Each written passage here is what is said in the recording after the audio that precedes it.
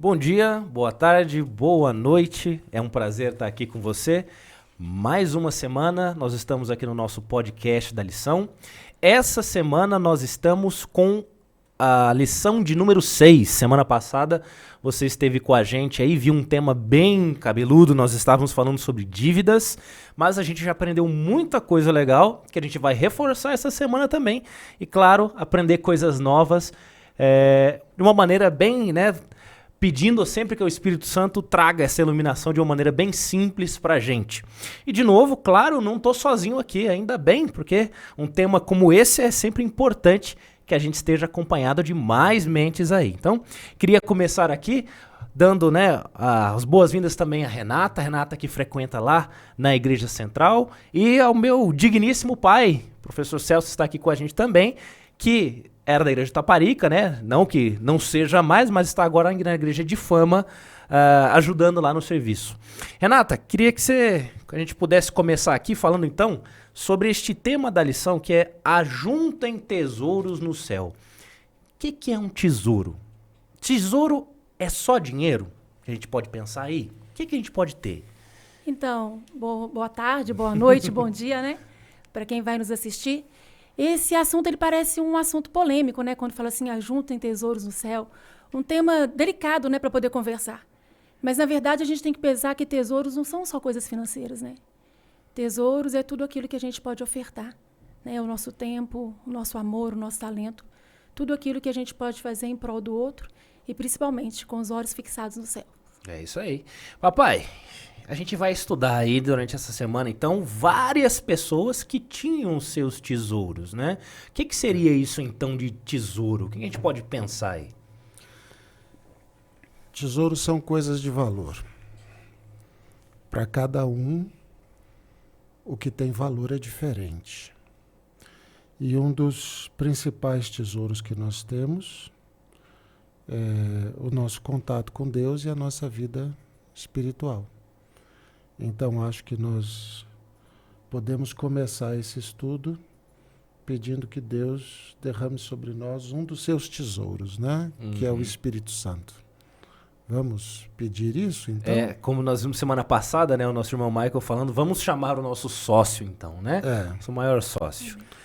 Você pode fazer pra gente? Oramos. Senhor, nós te pedimos agora a direção do Santo Espírito para que nós consigamos entender o que tem valor verdadeiro em nossa vida e o que é efêmero, o que vai passar.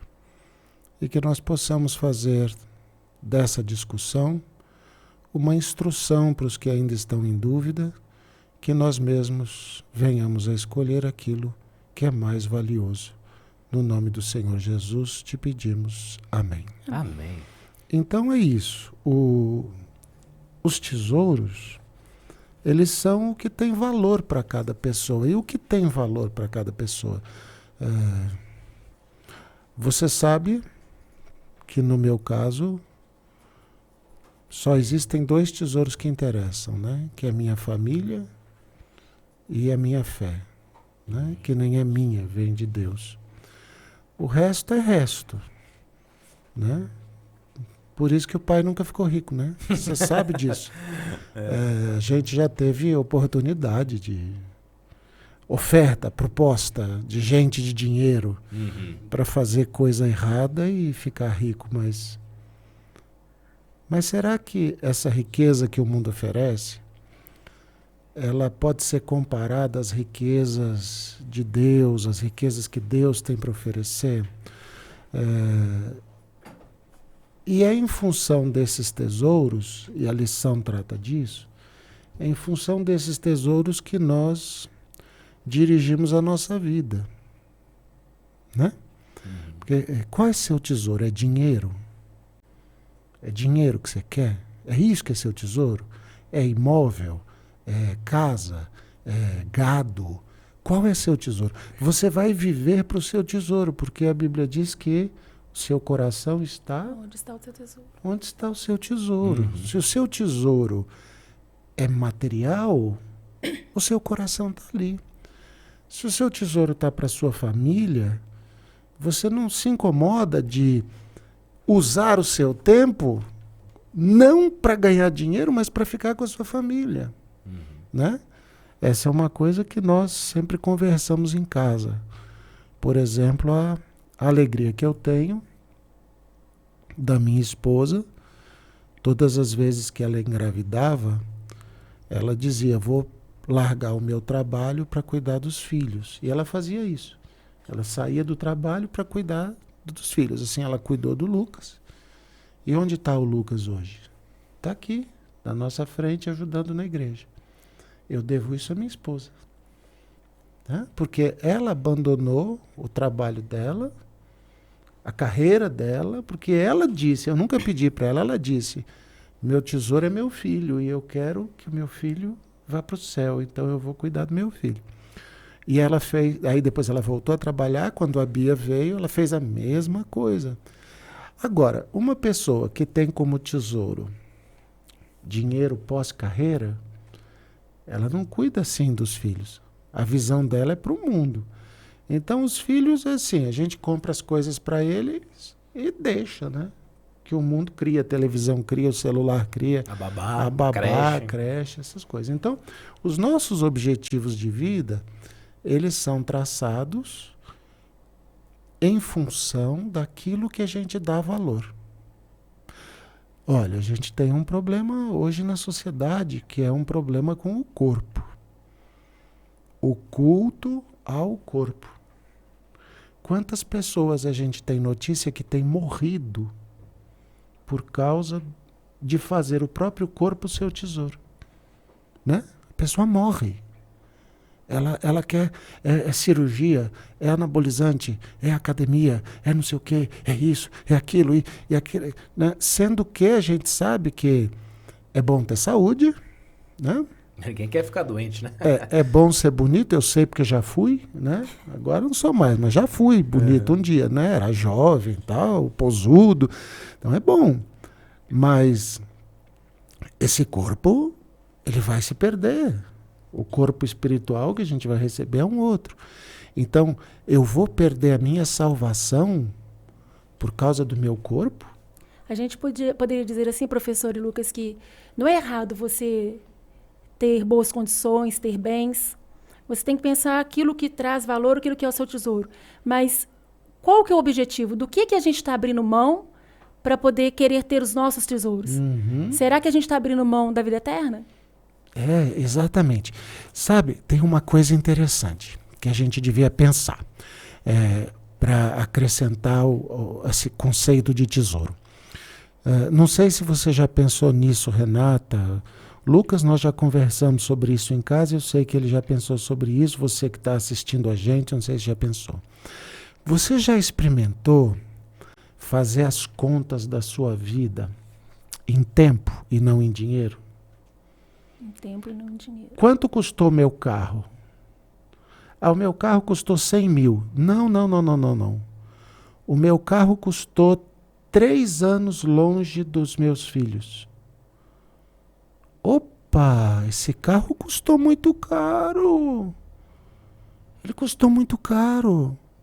Quanto custou o seu casarão? Casarão lindo que você mora e agora você tá lascado aí para cuidar desse casarão, né? Porque paga empregado, paga isso, paga aquilo, custa caro e mantém piscina e mantém não sei o que e aquilo vai chupando dinheiro. Quanto custou o seu casarão? O meu casarão custou 10 anos de sono, de tensão, de noites mal dormidas, de afastamento da família, mas agora eu tenho um casarão. Aí a Bíblia vai dizer, adiantou você dormir de madrugada e acordar ao nascer do sol, se você perdeu a sua alma, a alma dos seus filhos, a sua família, a sua fé, a sua saúde? Adiantou? Esse casarão valeu a pena? Já pensou, Renata, em contar o custo das coisas em tempo, como muda a perspectiva, né? Totalmente. E alguns investimentos que não são, né, ali abençoados, que a gente não colocou Deus em primeiro lugar para poder fazer esse investimento, ele não só custou, esse tempo agora calculado em tempo de amor, em tempo de estar com a família, como ele continua custando, porque ele ainda demanda uma manutenção. Ele não parou ali, né? Tem coisas que você vai dar o primeiro passo errado, né? Eu digo errado porque você não fez ali uma oração a Deus, né? Não pediu para ele um direcionamento, deu o primeiro passo errado que vai desencadear em vários outros passos errados. Então você deu um passo para poder perder a sua salvação, para perder o tempo com a sua família, e isso vai virando um ciclo e vai continuando. Sua saúde. Saúde. E a saúde, ela é extremamente exigente. Sim. Se você desprezá-la, ela vai te cobrar depois. Com juros. Tudo que você economizou perdendo a saúde, você vai gastar com o médico. Então, o que Jesus ensinou quando ele disse acumulem tesouros no céu e não na terra, foi preste atenção no que você dá valor. Preste atenção no que tem valor para você. Se você está consumindo a sua vida, o seu tempo, relacionamento da sua família, a criação dos seus filhos, o relacionamento com a sua esposa, se você está consumindo isso, gastando isso para acumular riqueza, você está fazendo uma opção ruim. Você vai ter muito aqui na terra E não vai estar ou não vai ter nada lá no céu. e vai ser infeliz na terra porque essas coisas não conseguem te trazer felicidade. Se você resolver que é mais importante ter uma vida mais simples, mas fazer a coisa certa, provavelmente você já vai ser mais feliz aqui e as chances de você ter um tesouro no céu são muito maiores. São muito maiores.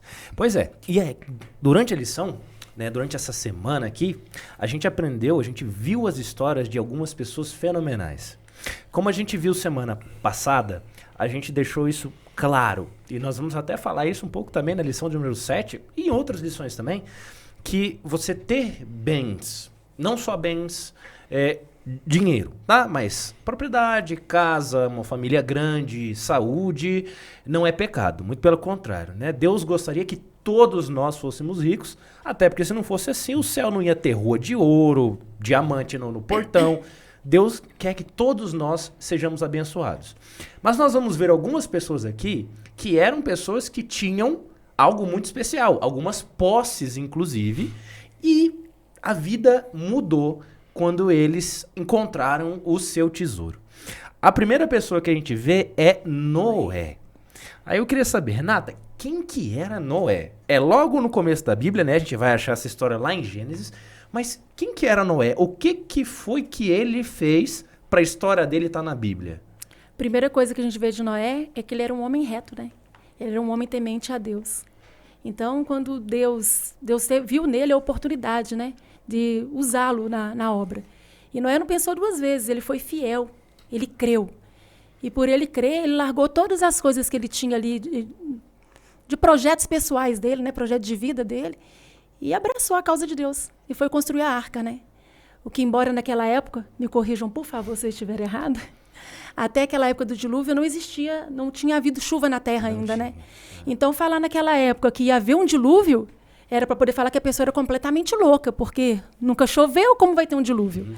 Então, Noé, ele foi o maior exemplo de fé, né? De crer no que Deus estava dizendo. E largou tudo que ele tinha para poder construir aquela arca. Será que a gente pode falar, então, que Noé era uma pessoa, não vou dizer rica no sentido financeiro, mas era uma pessoa respeitada, conhecida, e durante esses 120 anos ele perdeu digamos assim, não vou dizer que ele perdeu, mas foi colocado sobre ele, então, uma espécie de loucura? Ele virou um homem, assim, que o pessoal não ligava? O que aconteceu aí? A Bíblia traz muito pouca informação sobre Noé, mas o Espírito de Profecia traz bastante. E uma delas é que Noé era rico. Era rico. E por que não era rico? Porque antes do dilúvio todo mundo era rico. A Bíblia não nos diz isso, mas Ellen White diz que as pedras preciosas eram encontradas na flor da terra, o ouro, e que as pessoas construíam casas e ficavam disputando umas com as outras para ver qual casa era mais bonita, fazendo combinações de pedras preciosas, ouro, não sei o que, essas coisas, porque a terra era muito fértil e diferente. Só que o que eu mais acho legal na história de Noé é isso que a Renata falou. O que Noé fez para obedecer a Deus lhe custou um tesouro que muitos de nós não estamos dispostos a perder. A autoimagem, a imagem social, a nossa posição social e, vamos dizer assim, Eu não chamaria o de nosso honra. orgulho, o nosso ego. Eu não né? chamaria de honra, mas é a posição, o status. Porque, como a Renata disse, Moisés começou a fazer papel de doido, né? Assim, Noé, desculpe. Noé começou a fazer papel de doido, né? Nunca choveu. Aí esse cara agora resolveu, quer dizer, Noé não era velho, né? Ele era velho no sentido da gente. Pra gente para aquele povo que vivia 1000 anos, ele não era velho. E o que esse sujeito tem na cabeça? Que ele está largando tudo agora, abandonando tudo e, né? Eu vou fazer uma comparação com a construção de igrejas. A construção de igrejas custa muito dinheiro. E existem algumas pessoas que abrem mão dos seus bens para construir igrejas. E é interessante que pessoas da igreja criticam essas pessoas. Sim.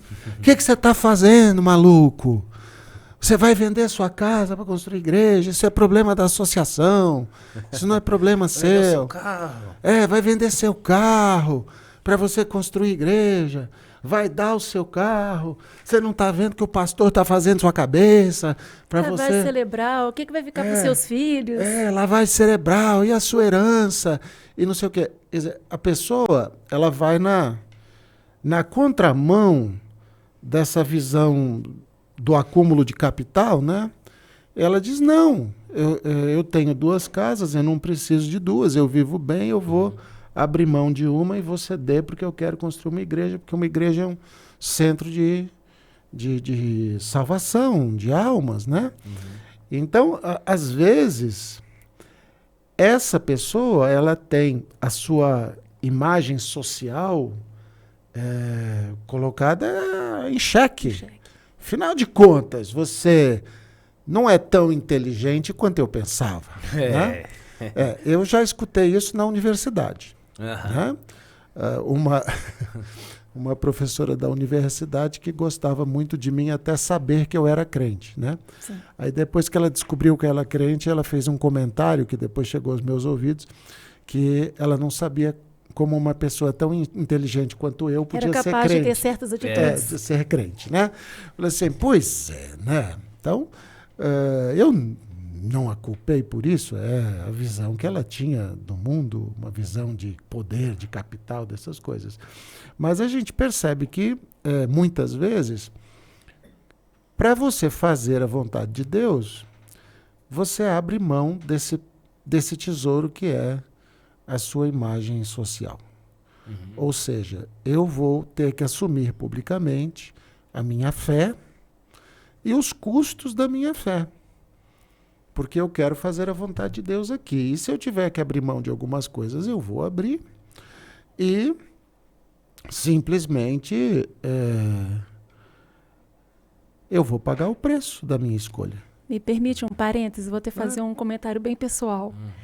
É o preço que a gente paga pela fidelidade e pela lealdade. Eu tenho pouco tempo, né, de conversão, de estar na igreja, e eu vi que muita coisa na minha vida mudou. Tem mudado, e eu só tenho que dizer graças a Deus. Eu vi algumas pessoas se afastando, e por um tempo eu ficava assim, o que eu fiz? Por que fulano já não me cumprimenta mais, já não me convida mais, já não fala mais comigo? Teve situações de eu ser questionada.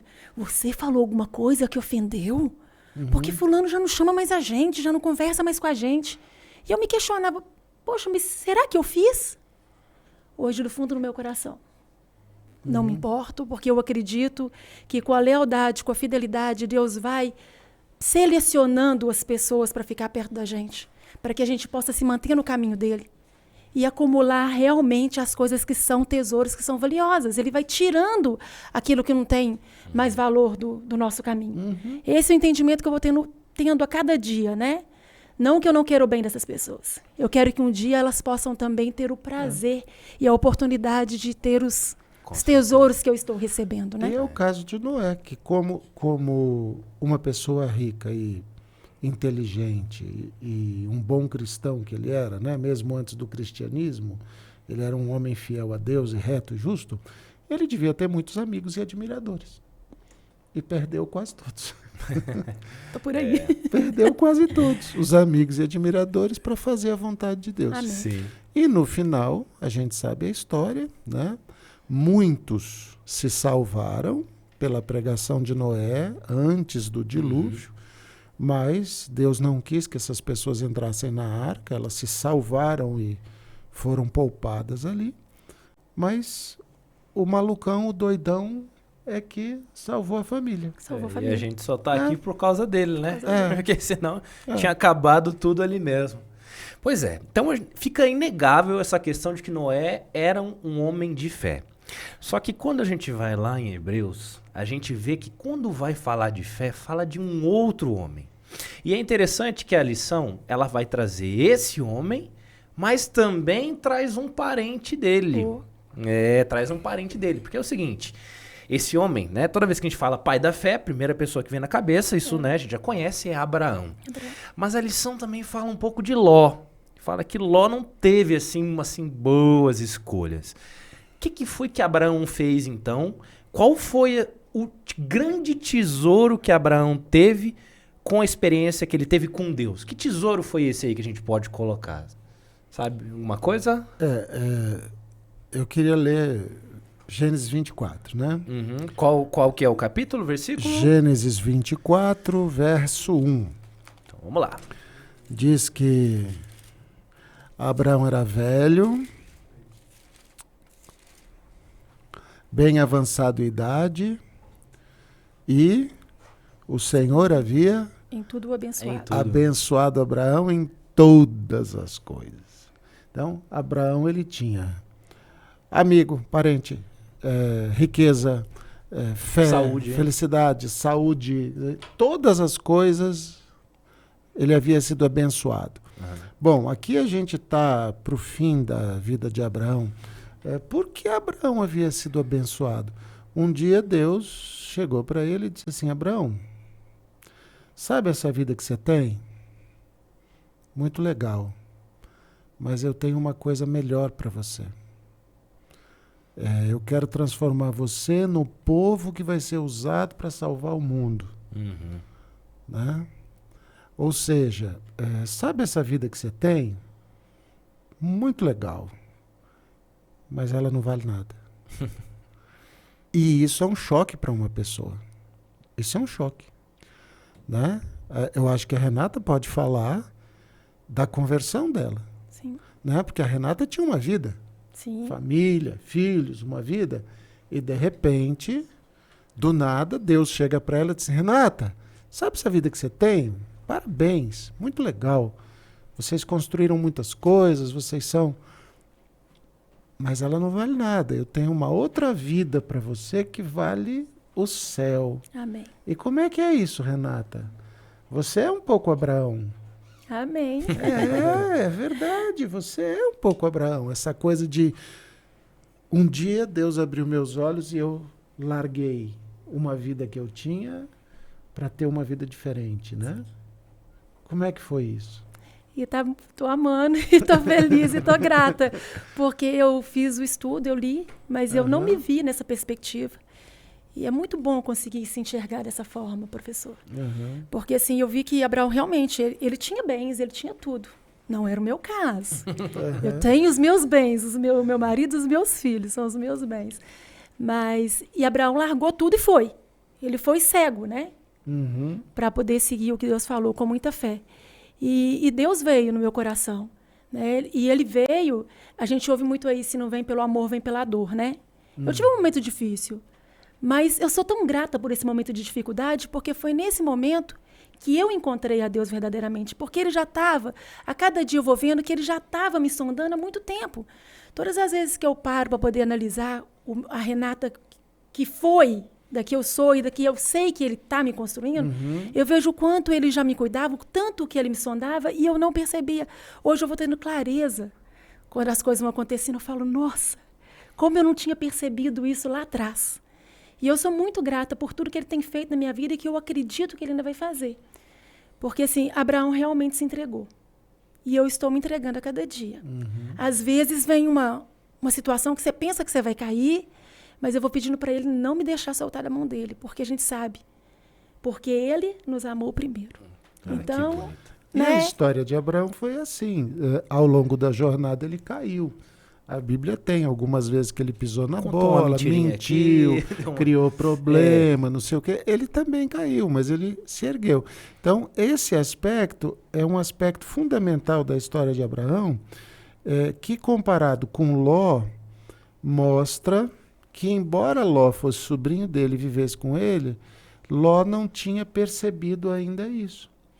Né? Que quando eles chegaram à beira do vale, e Abraão disse assim, querido, escolhe. E ele escolheu melhor, ele porque ele assim, não confiou, né? Eu quero riqueza, tio. Eu quero lá porque lá é rico. Tá certo já. Lá a gente joga no chão e cresce e eu vou ficar rico, entendeu? E Abraão, com muita tristeza, o Espírito de Profecia diz isso, com muita tristeza, porque ele sabia que Sodoma era um lugar terrível, né? Ele falou, bom, meu filho, se é para lá que você quer ir, eu vou para o outro lado.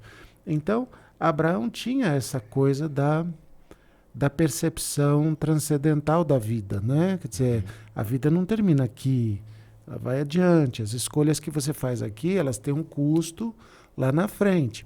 Como, aliás, teve, né? Teve. Ló ficou escolheu rico, riqueza. Isso, ele ficou rico, tão rico que acabou com a roupa do corpo. Sim.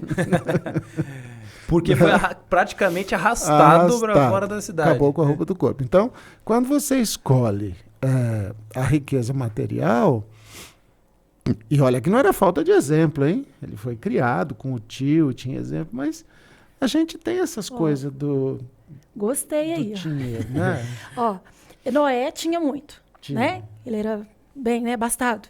E ele deu tudo na causa. Tudo. O dilúvio veio e levou tudo. Então ele entrou com a roupa do corpo. Ele saiu com a roupa do corpo, né? Mas ele entrou com os recursos dele, ele tinha muitas coisas, ele abriu mão. Abraão, a mesma coisa.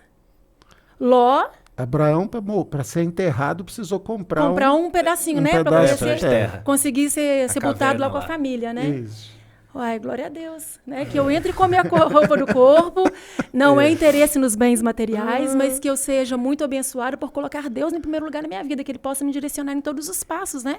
Que eu venha dar a minha vida daqui para frente, para não cometer os erros que Ló cometeu, porque Ló, por exemplo, ele não creu, ele queria o que estava fácil ali, né? É o que nós comentamos um pouco aqui semana passada, né? Para quem nos acompanhou, foi isso.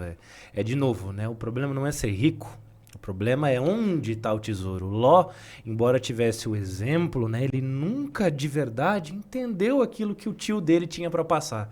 Ele sempre focou mais nas coisas do que o tio tinha do que o tio tinha para ensinar. E aí a gente vê a diferença do comportamento de Abraão e de Ló. Ló era tão apegado às coisas da terra que, como você disse, ele teve que ser arrastado, os genros ficaram, a esposa morreu no meio do caminho, porque olhou para trás, tinha riqueza, e aquela salvação de Ló custou muita tristeza para Ló. É estranho pensar nisso, mas é verdade. Ele foi salvo a custo de tristeza e pela insistência do tio com Deus. Porque se o tio não tivesse insistido, intercedido, ele não teria sido salvo. Abraão fazia tudo de boa. Quando Deus pedia, Abraão, vamos sair daqui, filho? Vamos. Abraão, vamos fazer isso? Vamos. Abraão, para lá. Tá bom, senhor, para lá. Por que Abraão era o pai da fé? Não é simplesmente porque Abraão confiava nas providências de Deus, como, por exemplo, quando Deus pediu que ele sacrificasse seu filho, ele confiava que Deus ressuscitaria o seu filho, mas é porque Abraão fazia tudo de boa. E aqui tem um ponto que é fundamental quando a gente fala de tesouros no céu. Como é que você leva a sua religião? Porque tem gente que tem uma religião muito amarga. Muito amarga. Porque Deus não deixa fazer isso, porque eu não posso fazer aquilo, porque eu não posso fazer aquilo, porque eu não posso usar isso, porque eu não posso comer aquilo, porque eu não posso ir em tal lugar, porque eu não posso aquilo, porque eu não posso isso. Quer dizer, até parece que Deus está segurando o sujeito pela orelha, arrastando e dizendo, ó, agora você vai fazer isso. Agora você vai fazer isso porque eu quero. Ou vai pro inferno. Ou vai pro inferno. E a gente percebe que essas pessoas que têm essa religião amarga, elas tentam conquistar a sua salvação pelos seus atos. E assim, eu vou dar uma cesta básica, mas eu quero prosperidade. E eu quero que todos saibam que eu estou ajudando. Que todos saibam. Eu vou devolver o dízimo, mas eu quero prosperidade. Barganha. Barganha, salvação pelas obras, salvação pelos atos, pelo sofrimento. Sabe, eu vou fazer, eu não estou querendo, eu vou fazer. Bom, é desses que Jesus diz lá em Mateus 24, 25, nunca conheci vocês. Nunca vos conheci.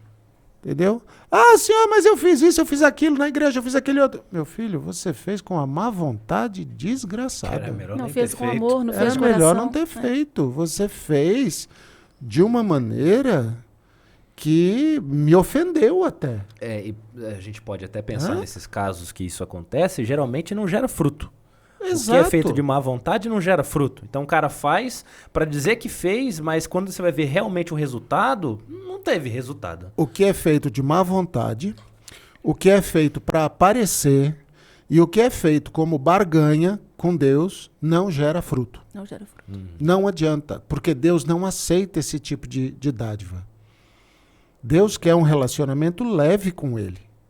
O que Jesus disse? O meu fardo é leve. O meu fardo é leve. Ou seja, um dos aspectos da vida dessas pessoas que a lição fala é que eles sempre tiveram prazer e alegria em servir a Deus. Eles sempre fizeram as coisas muito de boa, muito dispostos, com muito prazer de fazer. Agradeciam quando as coisas aconteciam. Senhor, que bom que eu pude te ajudar, que bom que eu pude fazer isso, que bom que eu pude fazer aquilo, que bom que eu vim para cá, que bom que... Né? Sempre Deus em primeiro lugar, né? Deus em primeiro lugar. Então, a gente volta para um ponto que a Renata tocou no começo da conversa. Que é assim, que escolha você faz? Você escolhe viver para você ou você escolhe viver para Deus? Se você escolhe viver para Deus... Ou seja, se o seu tesouro é viver para Deus, e consequentemente você vai viver para os outros, porque quem vive para Deus vive para os seus irmãos. Vive para fazer o bem, para compartilhar, para dividir. Se você escolhe isso, faça isso com alegria. Porque é melhor você não escolher esse caminho do que você escolher e ficar reclamando. Viver a sua vida do jeito que você quiser, pelo menos você aproveita alguma coisa, né? Vai viver a sua vida para você mesmo, juntar dinheiro, juntar riqueza, fazer as suas festas, cuidar da sua vida, que pelo menos você aproveita a vida terrena. Sem reclamar. Sem reclamar. Agora, se é para viver para Deus... Faz com amor, né? Faz com leveza. Exato, faça com leveza. Faça com amor, faça com alegria. Senhor, que bom que eu posso ajudar na sua causa, que bom que eu estou na tua igreja, que alegria que eu estou aqui fazendo as coisas. Ah, mas tem gente reclamando. Vai reclamar sempre. Não vai ter jeito de não reclamar, sempre vai reclamar. Ainda mais se você está trabalhando para Deus, vai ter gente reclamando. Mas você olha para o lado e diz assim, tudo bem, querido, pode reclamar, mas eu não estou fazendo para você. Eu estou fazendo para Deus. E para Deus a gente faz com alegria. A quem eu preciso agradar, eu estou agradando, eu né? estou agradando. E para você, por consequência, se você prestar atenção, você está sendo beneficiado também. É verdade. Então, essa é uma coisa fundamental. O tesouro no céu se acumula com alegria. E não com ódio da causa de Deus, com restrição, reclamando, gemendo. Ai, é tão difícil ir para o céu, é tão difícil ser adventista. Ai, eu não aguento mais ser adventista. Simples, sai. Você não aguenta mais ser adventista, vai viver o mundo. Tá cheio de baile, festa, sexo, droga, comida. Pra te dar prazer. Pra te dar prazer. Você vai se encher Prazeres de... terrâneos, né? Momentâneos. Você vai se encher de prazer. Pelo menos viveu a sua vida de prazer. Sim. Né? Renata, tem um outro cara aqui, que a gente está quase terminando já, que ele tentou fazer isso à força. Ele tentou fazer o seguinte, ele pensou que ele ia conseguir enganar Deus. Ele conseguiu enganar o pai. O pai ele conseguiu. Mas ele tentou enganar Deus, porque ele quis fazer isso. Ele não queria sair, ele não queria perder as coisas que ele tinha, mas ele queria mais. Né? Para quem leu a lição, viu que esse cara era Jacó. Jacó conseguiu enganar o pai. O irmão ficou muito bravo. Só que a lição fala pra gente que esse enganador, como ela fala, né? Passou por isso. Ele teve seus momentos de glória, entre aspas, ele conseguiu o que queria? Mais ou menos. Eu acho que ele pagou um alto preço. É isso que eu queria chegar. Mas e aí, qual que foi a consequência dessa enganação? Ele perdeu o maior tesouro dele, né? Ele perdeu a oportunidade de estar com a família, porque ele teve que fugir. E conta na Bíblia que nunca mais ele viu a mãe. Você imagina, a gente nunca mais você poder ver sua mãe sabendo que ela está viva. Tanto era grudado que ela ajudou ele a enganar. Né? Infelizmente, um levou o outro ao erro e eles enganaram. E a gente sabe também, né, dentro da Bíblia, que aconteceu com ele o mesmo que ele fez. Ele também foi enganado. A mulher que ele queria para ser sua esposa, ele foi enganado por Labão, né? Ele foi enganado várias vezes. Várias vezes, né? E ele não teve nem ser sepultado com a mulher que ele realmente dizia amar, ele pôde. Ele foi Depois ele foi sepultado enganado com Lia, pelos filhos. Pelos filhos. Quando o sonho dele era Raquel. Então, ficou infelizmente... aleijado. Essa parte eu ainda não conheço. E aí que eu Ficou queria aleijado, chegar. porque o anjo tocou nele e ele ficou aleijado. Isso. Sim, aqui que a eu briga. Queria... Poxa. É aqui que eu queria chegar. E ele ficou aleijado. Passou-se muitos anos que ele achou que tinha conseguido, que ele finalmente tinha pegado à força o tesouro para ele. Qual foi o momento que ele encontrou a paz? Aonde que foi? Bom, Jacó tem 2 momentos assim críticos na vivência dele, né? O primeiro é o encontro com o próprio Cristo, quando ele briga com Cristo e é tocado para perceber que ele não é nada. E o segundo momento é quando ele teme pela vida de sua família com a chegada de Esaú. Né? Porque aí Jacó já estava transformado, né? Ele já era um outro homem, ele já não temia mais pela própria vida, ele temia pelos seus filhos e pelas suas esposas. Né? Esaú vai vir aqui, vai matar todo mundo por minha causa, e eu vou perder a minha salvação e eu vou perder tudo. Então, quer dizer, Jacó teve que passar por uma série de privações, foi enganado, como eu sempre digo, né? Ele teve um encontro com a moça da capa preta, e a moça da capa preta ensina pra gente a ver a vida de uma vida diferente, de uma forma diferente, né? Ou seja, a morte, né? Ele viu a morte ali no seu irmão Esaú, e ele só encontrou a paz, por incrível que pareça, no Egito, quando ele reencontrou o seu filho. Lá no fim da sua existência, né? Ele reencontrou o seu filho José. E aí ele já nem chamava Jacó mais. Já nem chamava Jacó. Era Então, Israel, né? esse homem, ele sofreu uma vida inteira desde o conflito, desde a perda da mãe, os conflitos com as esposas, os conflitos com os filhos, os parentes, o medo de morrer com Esaú, os filhos enganando, a perda do filho querido, até que ele chega no Egito e reencontra o seu filho e morre em paz. Ou seja, custou caro demais, foi uma vida toda de desgraça para ele conseguir encontrar, né, a paz da promessa. E aí a gente pode perguntar, né? A gente não pode fazer futurologia, sim, mas se Jacó tivesse agido de forma diferente, com a honestidade que exigia, né, a situação, será que o seu pai Isaac não o teria abençoado por ordem de Deus? Uhum. Porque isso aconteceu depois com o próprio Jacó. Sim. Porque quando Jacó foi abençoar os filhos de Moisés, Manassés e Efraim, o mais velho era na mão direita e o mais novo na mão esquerda. E Jacó trocava a mão. Ele botava a mão direita na cabeça do mais novo. Uhum. E José dizia, papai, tá errado. E ele dizia, eu sei. Não, papai, é assim, tá errado, troca. Não, eu sei. Por quê? Porque a bênção estava para o mais novo e não para o mais velho. Será que Jacó não teria sido abençoado no lugar de Esaú? Provavelmente teria. Provavelmente. Porque ele era mais dedicado a Deus do que Esaú, que era um homem profano. A Bíblia diz que Esaú era profano. Mas quando a gente quer meter os pés pelas mãos, a gente quer passar Deus para trás, dar o jeitinho pra gente, né? A gente quer resolver as coisas do nosso jeito. Como a gente falou semana passada, a gente quer ganhar rápido, né? A bênção, o tesouro, agora. A gente faz assim, a gente ajoelha, pede que Deus resolva o problema, levanta e sai para resolver do nosso jeito. Estraga tudo, né? A gente não espera Deus agir. E dá uma de Jacó na vida. Uhum. Quer dizer, Jacó se salvou? Sim, nós sabemos.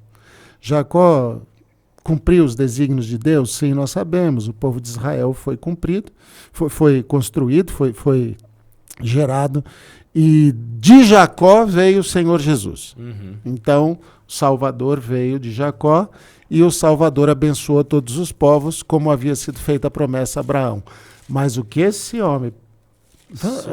Como é que a gente diz na linguagem popular, né? O que esse homem pastou na vida não foi pouco, né? Não. Ele sofreu a vida inteira.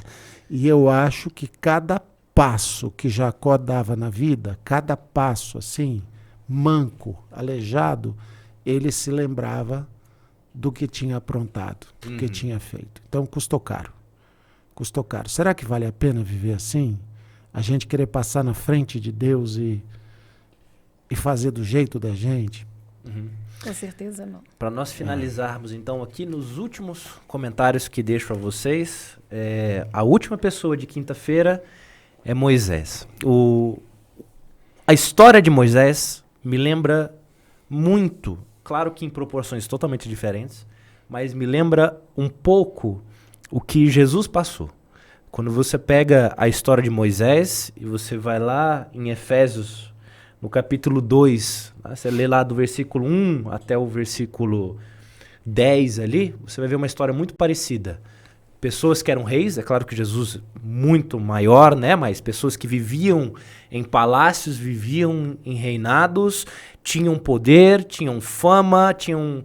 tudo o que queriam, o que precisavam, que a gente possa imaginar. Na nossa visão mundana, né, Moisés tinha tudo o que ele queria mesmo. Ele podia ter mulheres, ele podia ter animais, ele podia ter posses. Tudo foram pessoas que deixaram o que aos nossos olhos humanos eram tesouros para a causa de Deus. E hoje os dois são lembrados, né? Claro que Moisés muito menos, embora... tenha a sua importância, inclusive para a gente. Moisés, né, hoje sabemos que está vivo, a Bíblia mesmo fala que Moisés está vivo hoje, e Jesus, né, não precisa nem falar nada.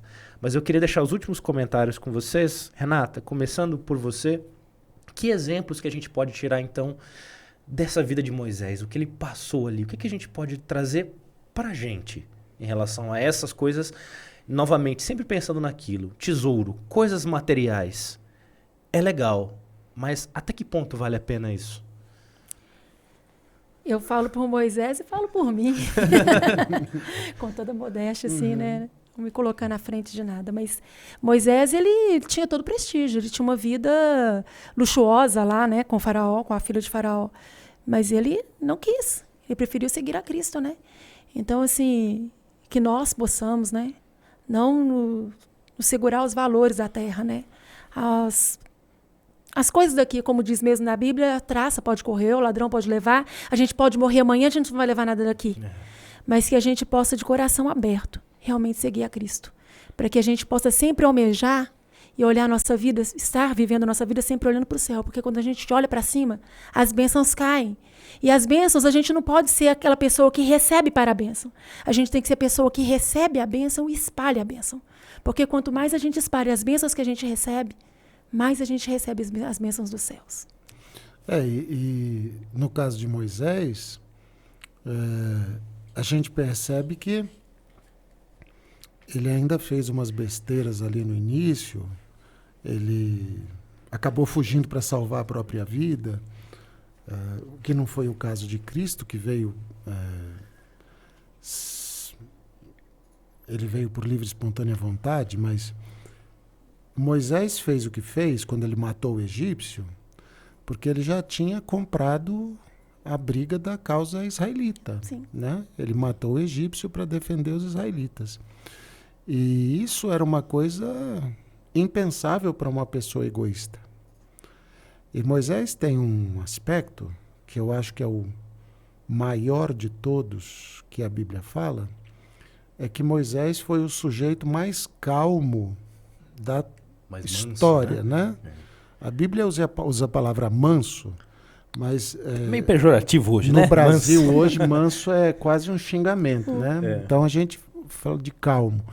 Ele era muito calmo. Ele tinha uma paciência gigantesca, né? E essa paciência, essa calma, é que permitia a Moisés viver a vida que ele viveu e ter de Deus aquilo que ele teve.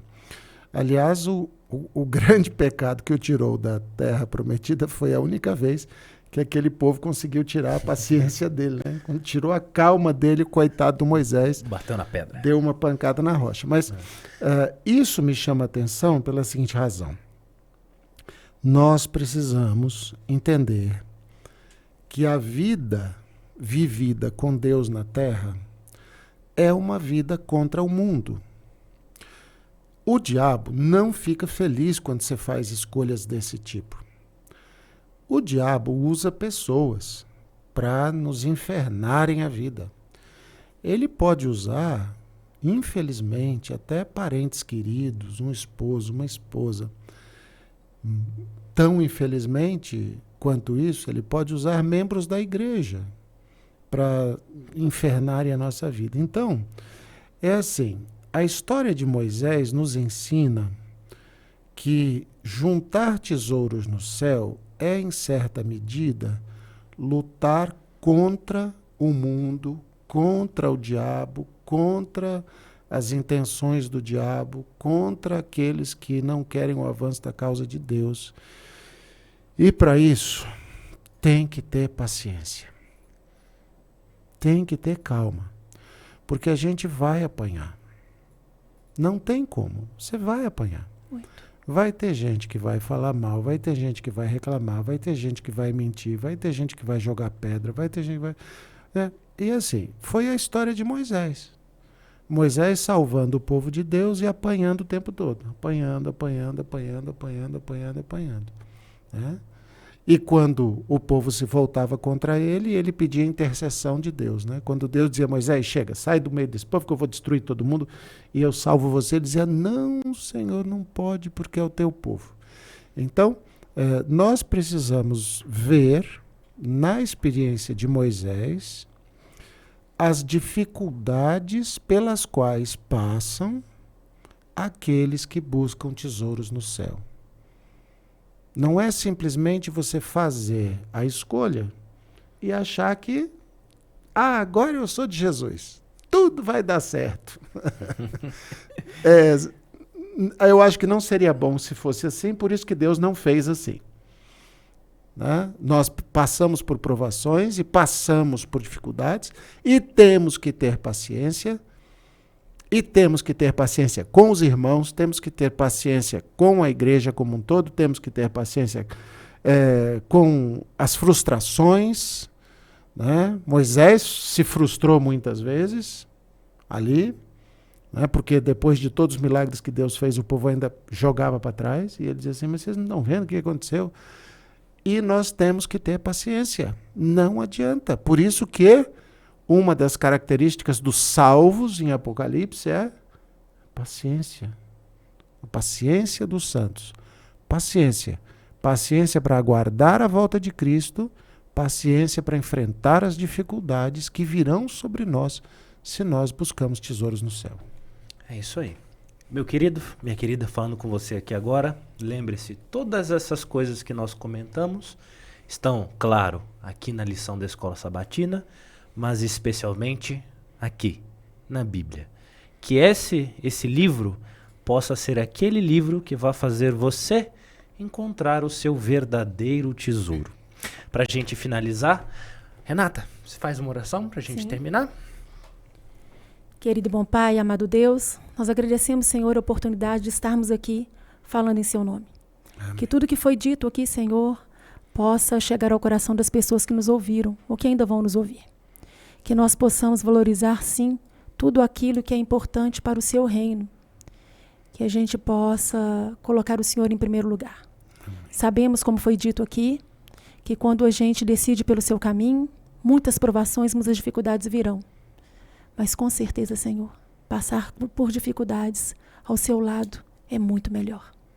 Nós te agradecemos por tudo, em nome de Jesus. Amém. Amém.